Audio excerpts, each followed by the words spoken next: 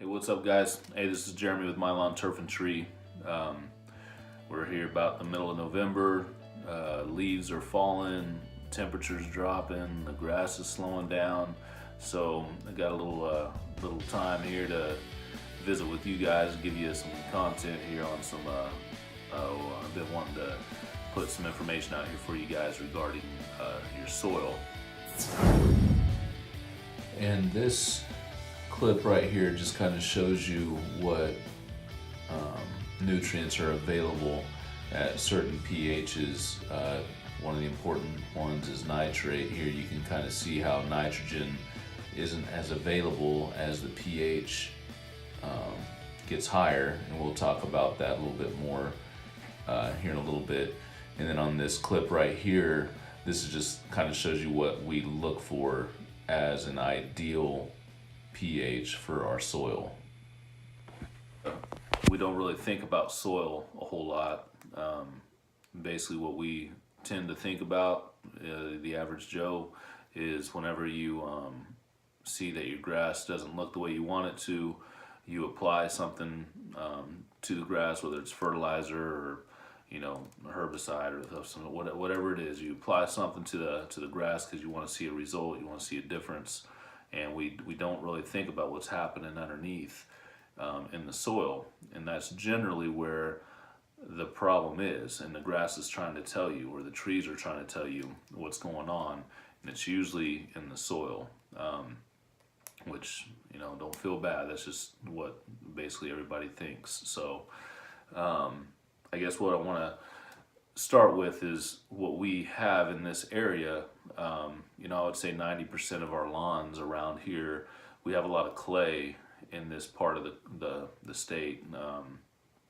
And what the problem is with clay soil is we have, clays, first of all, it's very alkaline, has a very high pH. And the other issue that we have with clay is it retains moisture. It holds moisture for a long time. Doesn't drain very well. Another issue that we have is it's slow to warm up. After the winter, the clay, once that soil temperature drops, it holds that temperature for a while. So sometimes when you have a lot of clay in your soil, it takes longer for it to green up in the spring and really get to functioning. And we ran into that this year quite a bit. We had, the grass was really slow coming out, and I mean there's a lot of different reasons for that. It wasn't just because it's clay soil, but that is part of the problem that we had this year. So that's one of the issues that we have with clay, or some of the issues that we have with clay. And what we can do to amend our clay, to help improve the structure of our soil is mulching. I know you're probably getting tired of me talking about it, but mulching is very important to just adding a little bit of permeability to the soil. Because when you start getting the grass clippings and the leaves being mulched, when you start putting all that back into the soil, it does create some permeability in the soil to where it starts breaking that clay up just a little bit in time. It doesn't happen overnight. It takes time, but that all those clippings turn into organic matter, and that organic matter will basically start separating the clay to where there's better airflow. There's more nutrient uptake, lowers the pH. There's all these benefits of putting your clippings back into the turf or into the soil that a lot of us, we just don't do. We end up bagging everything and we take it out, and we don't. We're robbing our landscape of very valuable, beneficial nutrients. And then what happens after that is another mistake that we make is the way we fertilize our lawn. Right now the problem isn't usually the nutrients that's in the soil. Usually there's plenty of nutrients in the soil, but it's just not available to the plants because of the how alkaline our soil is, and you see it in the trees. You see it, when you see the maples and the pin oaks and some of the the bald cypress, and I mean there's the sweet gum trees. There's a lot of different, and even grass. You'll start seeing some yellowing of their leaves. But when we're doing our soil samples, we're seeing plenty of iron. We're seeing plenty of nitrogen and phosphorus. I mean, it's got almost all the nutrients are there available to the, well, it's not available to the plant, but it's in the soil. But the pH is so high that the roots are unable to absorb those nutrients the way that it needs to. So what we're really focused on, what we try to focus on here, is getting the pH lowered. We want to get the pH lower, and that, and mulching is a small thing that you can do, and it saves you time and it saves you money, and it helps enrich your soil. So, and it's also going to, another thing that I've noticed when I'm doing these soil samples is our organic matter. We want, like I was saying, we want our pH to be between 5.5 to 7, and we want our organic matter in our soil to be between 3 and 5%. And what we're seeing, normally we're seeing maybe 1.5 to 2, if we're lucky, in organic matter. So that why the organic matter is important is because that is what helps keep the nutrients wrapped up in the soil. It has a good place to, almost like, I can't even explain it, like a glue almost. It keeps it in the soil longer when you have organic matter in your soil. And if you don't, like those of you that have real sandy soil, your nutrient flow, it flows through that soil so quickly that it doesn't have the opportunity to really do what it needs to do for the plant, because it's the nutrients are moving through the soil so quickly. And in clay, it's almost the exact opposite effect. Clay tends to hold on to nutrients longer, but you don't see results sometimes because the plant isn't able to take in the nutrients that are available there in the soil due to the pH being high. So I'm probably sounding like a broken record right now. I keep saying the same thing over and over again, but I guess what I'm trying to really beat home here is we got to make sure that we're careful that we're not causing more problems with our soil. And when we go to Walmart or to the co-op or wherever we go to get our fertilizer, we got to be careful what we're putting on. There's nothing wrong with synthetic fertilizers, which those are man-made fertilizers. There's different, there's organic fertilizer and there's synthetic fertilizer, and they both have a very important role in our lawn and tree care. But what's happening is people aren't getting the results that they need, or they're not seeing what they want, so they keep pounding their lawns with all these synthetic fertilizers, and it's destroying basically the microbial activity, the life of the soil.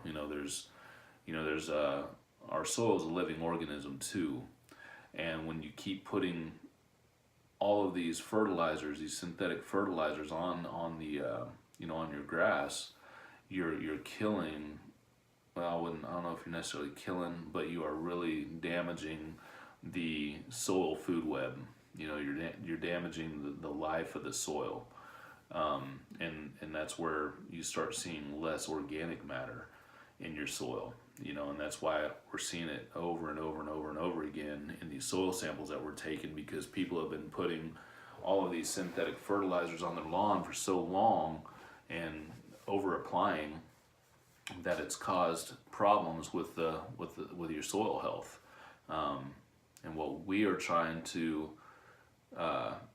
promote, and what we're trying to do, is we got to turn this around and start enriching our soil and not trying to get that quick fix. We don't need to keep putting stuff down just to make it look good, because as soon as it runs through that fertilizer, you got to put more down, and you think the plant needs more because it's just not looking right, but it doesn't need more. It needs less, so it can start having, we need to start repairing the soil.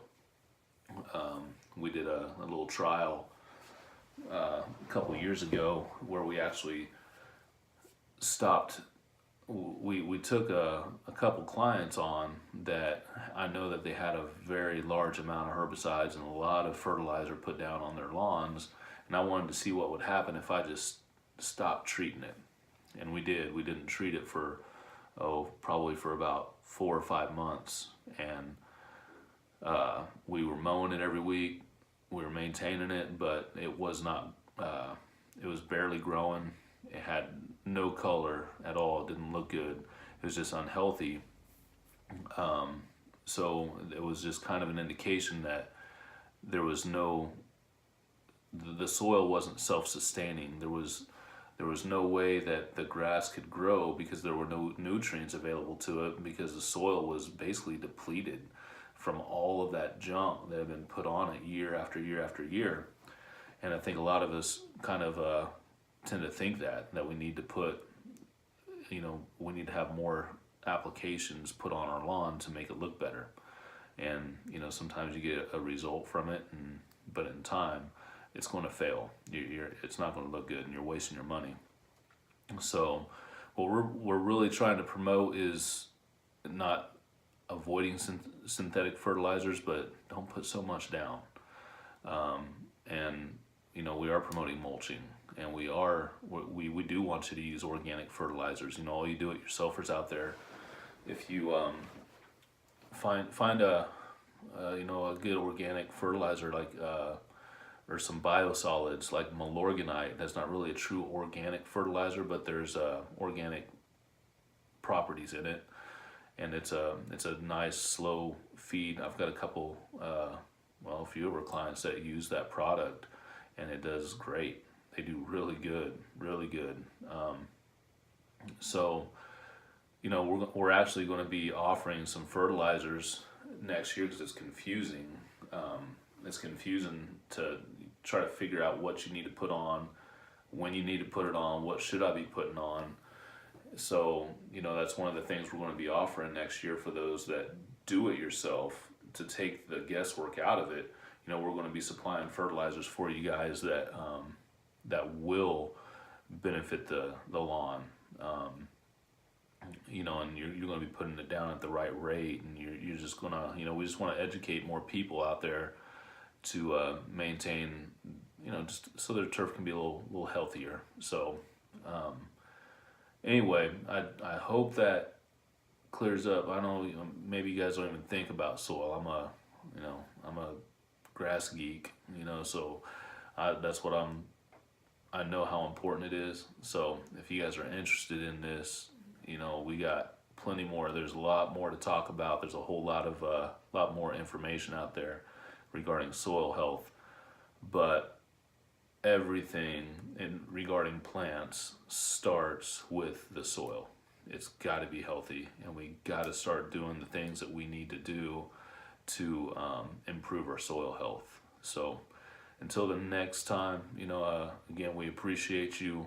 We appreciate you all, and we appreciate your support. You guys have made a big impact on me, like for real, with the just these last 2 or 3 years. It's been crazy.